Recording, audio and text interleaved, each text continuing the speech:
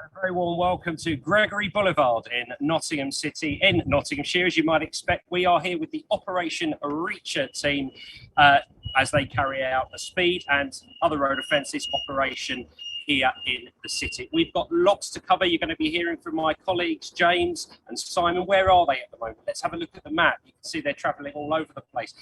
They've already recorded some stuff that we're going to play into you later. There are some technical things happening today, so it might mean we're hearing from them on tape, as it were, but we've got lots to cover over the next half hour, so stick with us. There's also, I want to say right early on, there's a competition you can enter where you can win a Nextbase 322 dashcam with the 32 gig SD card. Get online, spin the tyre. Today is the last day you can win that dashcam. It's Thursday already. Very, very quickly, this has gone throughout our week of action. Talking of dash cams, that brings us nicely onto social media because it's the same guy handling both of those parts of Project Edward, and that chap is Neil Jewson Smith. How's it going, Neil? Good morning, Neil. Very well, thank you. Nice to see you in a sunny Nottingham.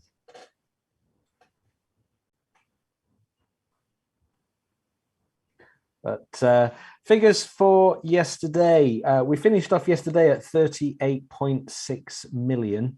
And this morning, we checked the figures this morning and we're at 40.5.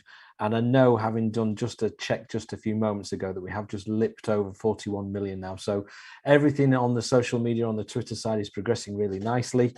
It's a few things to talk about. The stats are there up on the screen that you can see. So we've had nearly 6,000 tweets now on Twitter with the hashtag, which is fantastic to see, and nearly 1,600 different unique contributors to the actual the message of Project Edward, which is just fantastic support. We're going to quickly look at the tweet of the day from yesterday, and that I won't go through all the people that were shortlisted, but what we will do is we'll talk about the winner. And the winner of the tweet of the day for yesterday, the account is Moviola45, also shown as Margot. Really important message, and it sort of resonates with something that Ruth Purdy from UK Roed said at the conference in Kent yesterday about driving and being on the road as a lifelong learning process from almost cradle to grave. You're learning as a child and you're still learning as an adult. And so it's really important that young people get the information about road safety and the dangers of the roads really early on to become responsible and safe road users. And the school there were working really hard doing stuff for Project Edward, have been supporting us this week. So that was a really nice tweet, and it's great to see the young people getting involved. And so that was our tweet of the day. So congratulations to them.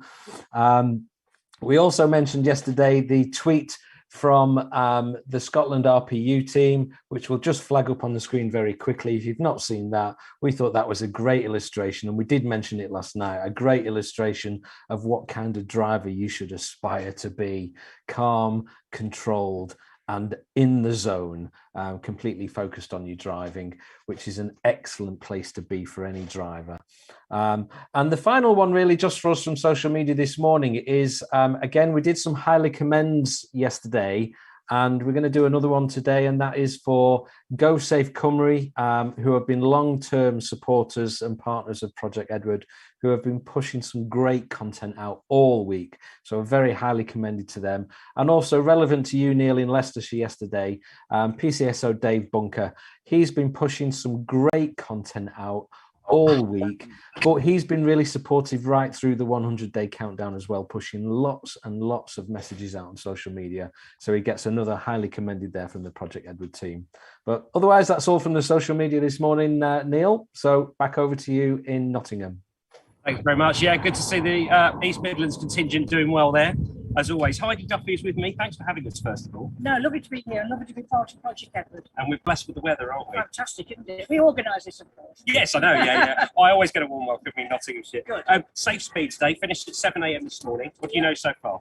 Well, unfortunately, we have had a fatal collision during the night, so I'm really sorry that we're not able to say that we've had a zero return. If I can just say to people that the speed is so important. Slow down, make sure you can see what's happening on the road. Lots of different road users today where we're stood on the boulevard, lots of pedal cyclists, motorcyclists, e-scooters, pedestrians, so just keep your speed down. Yeah, good advice. And just taking us out of Project Edward for coming in. What's your day job normally involved? Because we've got the title, which people have seen on the screen. Yeah. What do you do? Oh, anything to do with traffic, basically.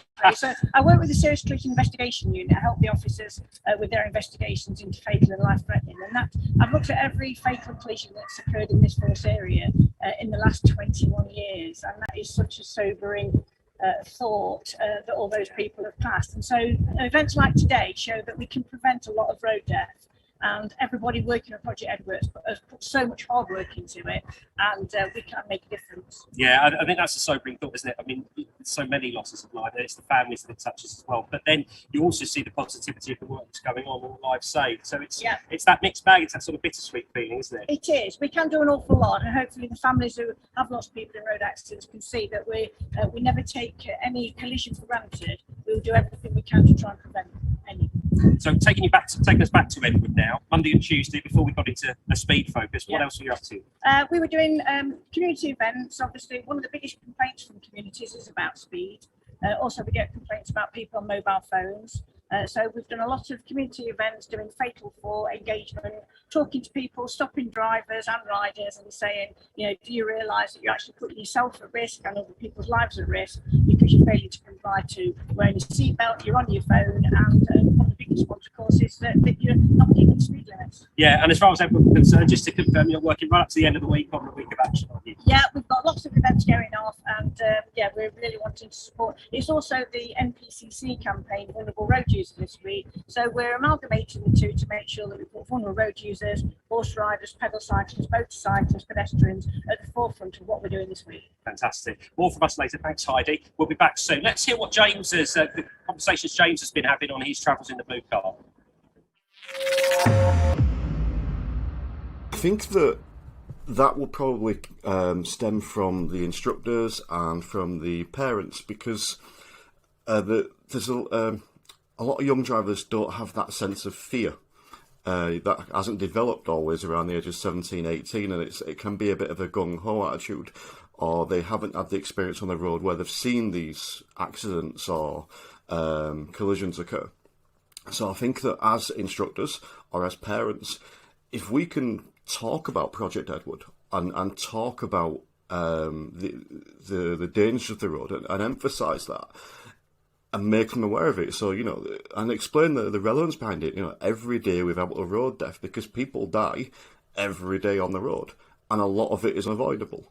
So when you go out anytime driving, we should be aiming not to kill anyone, not to have an accident, not to cause a collision, rather than just have the aim of, I want to get from A to B as quickly as I can.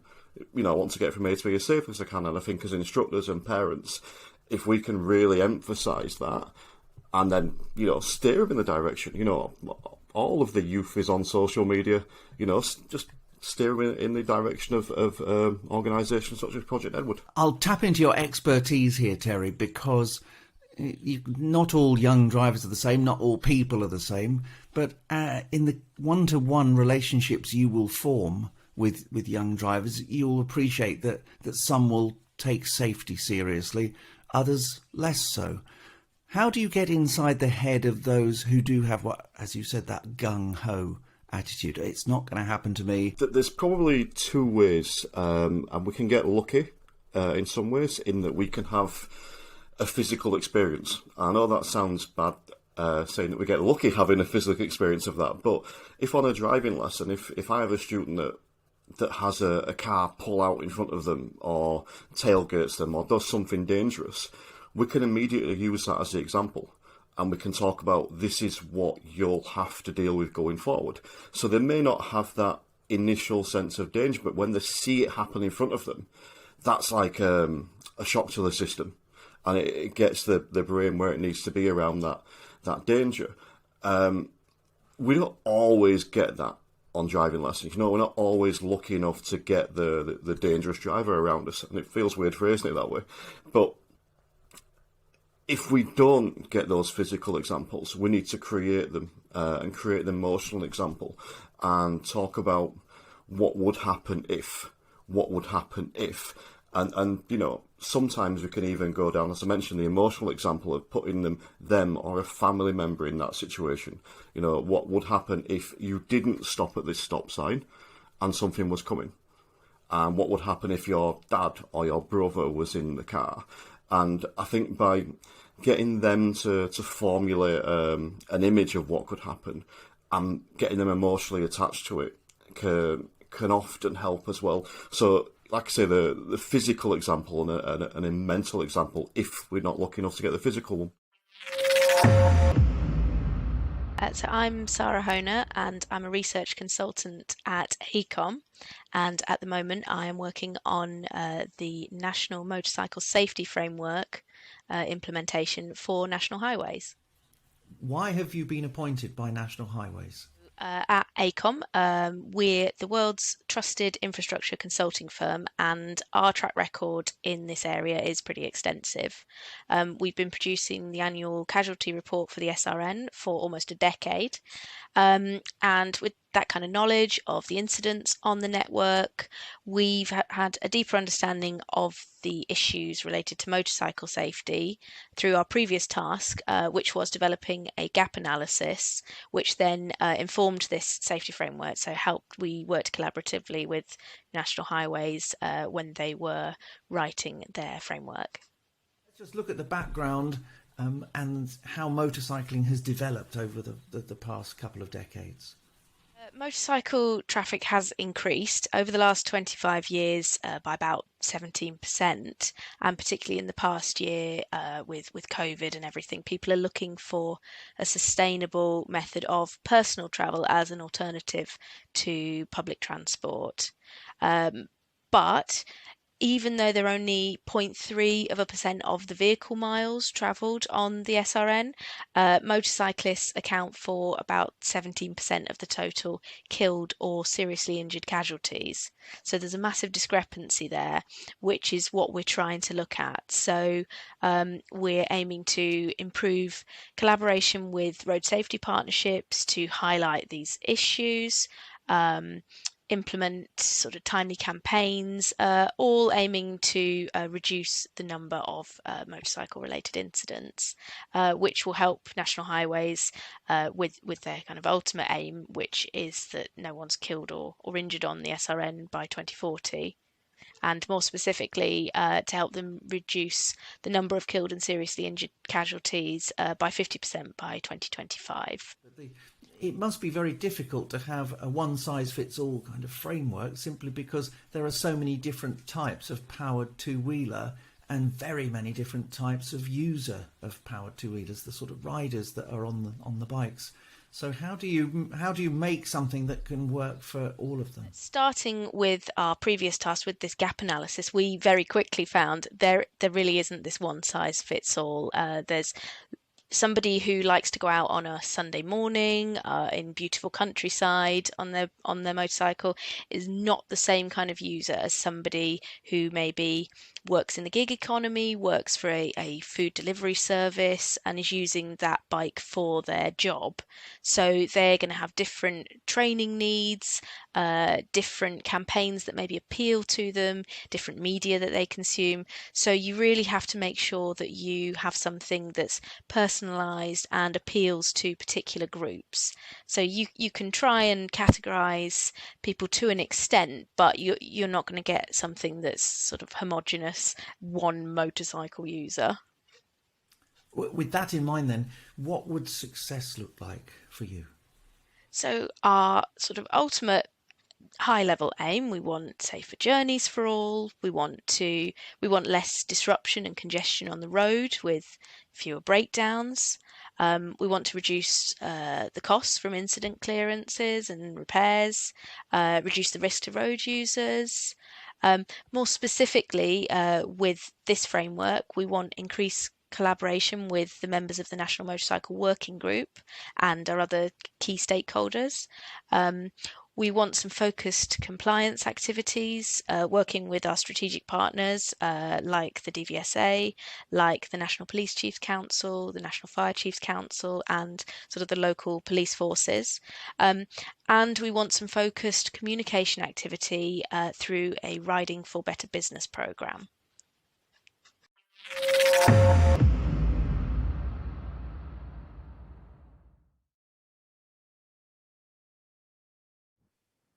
And has been very, very busy there. Thanks to him for those conversations. Just to show you where we are, set the scene a bit. Gregory Boulevard, centre of Nottingham, lovely day.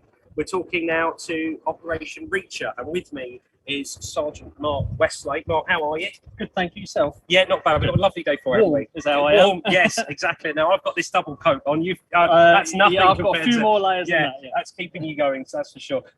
Right, Operation Reacher is what you're working on. You look after that here. What do you do? It's not just about the rotors. Tell us about your team first. No, it's not. So Operation Reacher is a task force created by Nottinghamshire Police.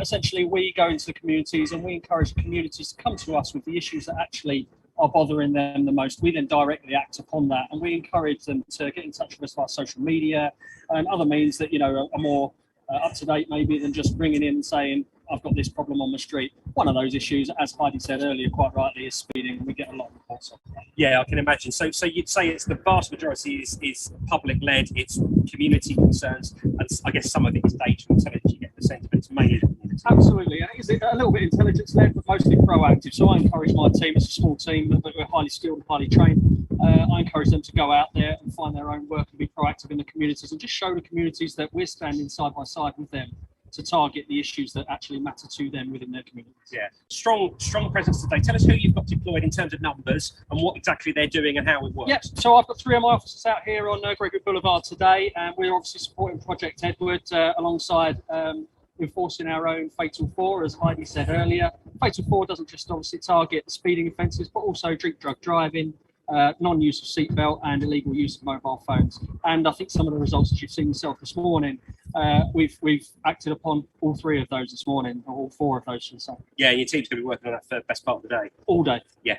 And thanks very much, Mark. No I problem appreciate at all. that. You're And welcome. hopefully we'll catch up again later. No We problem. have presented the team here with one of our certificates of appreciation for hosting us. And I know you're going to pass on your good wishes to the team. I aren't will you? do, yeah. Thank you very much for that. Thanks very much. Simon's been busy in the white car. Let's have a look at what he's been up to.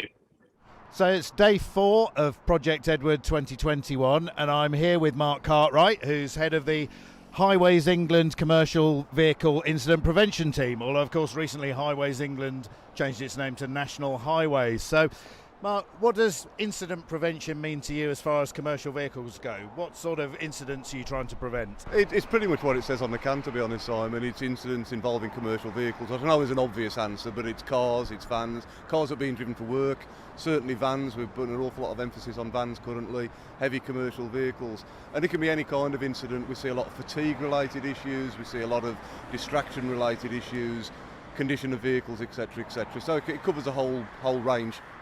And both last year and in this year's Project Edward, we've featured something called Operation Tramline, which I believe is sort of run through your team. Can you tell us a little bit about Operation Tramline and what it does? Yeah, sure. Tramline is where we lend various police forces in the UK a number of adapted tractor units to help them with not just their enforcement activity but also their engagement activity on their network.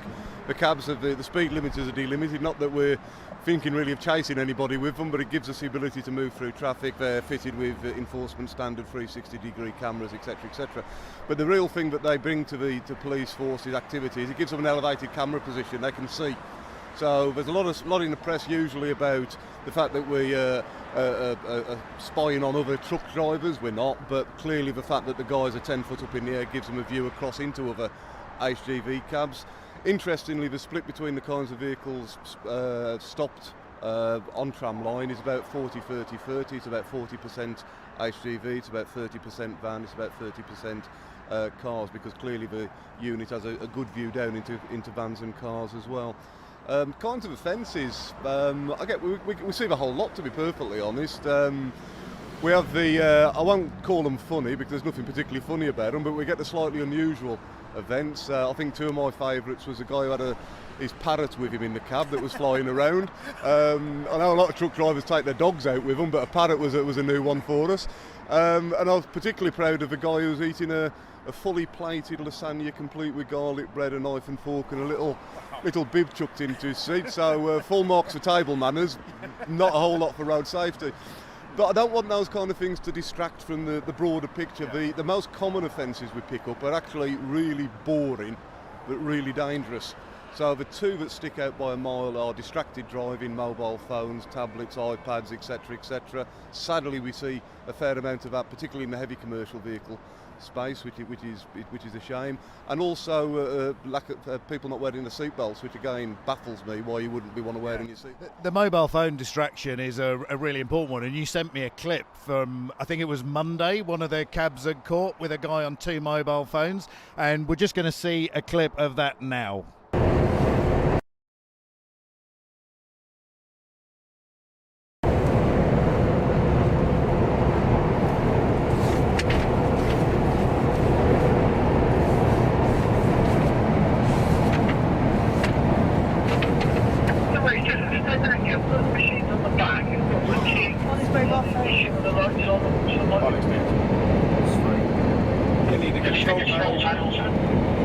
Control panel for the machine on the back, the access panel was open and flapping, and the key looks like it's in the off position, and one of the buttons was illuminated, and the power button was on. Somebody's very grumpy. So that clip was from Monday, and it shows a guy with 2 mobile phones, using both arms. He's holding them up to his ears at the same time, presumably steering with his knees. Is that sort of thing common? That was pretty extreme, to be honest, but the general distraction sadly is a little common, and I've got to be honest, that's not the first time we've stopped an HGV driver using 2 phones at the same time. But we was fairly extreme, very dangerous obviously, but we do find an awful lot of distraction with mobile phones. Yeah. And you said that Tramline doesn't just focus on HGVs, it's cars and vans as well, so there's a very good chance if you're using the phone or doing something else that you shouldn't be doing, then the cab is going to pick you up because of that elevated position. Yeah, absolutely. And I guess one of the other messages is we'd take the opportunity to get across, it's not just about the drivers. So often the calls that the drivers are taking are actually from their employers. So, everybody needs to be stepping up to the mark on this. And where are the cabs this week? Because we're still on the M5. Are there any on here? That'd be telling, wouldn't it? They're actually all operating on we run some corridor events from time to time. So they're all actually down on the M5 in the southwest at the moment, with some extra cabs as well. Quite a lot of police and DVSA activity there. If you look on your favourite social media site for hashtag Operation Tramline, you'll see where they are. But they're all down on the M5 down in the southwest at the moment. Fantastic. Thank you very much, Mark. So, Tramline, you know where it is this week, but this week ends tomorrow. So, next week it could be on a motorway near you. Thank you.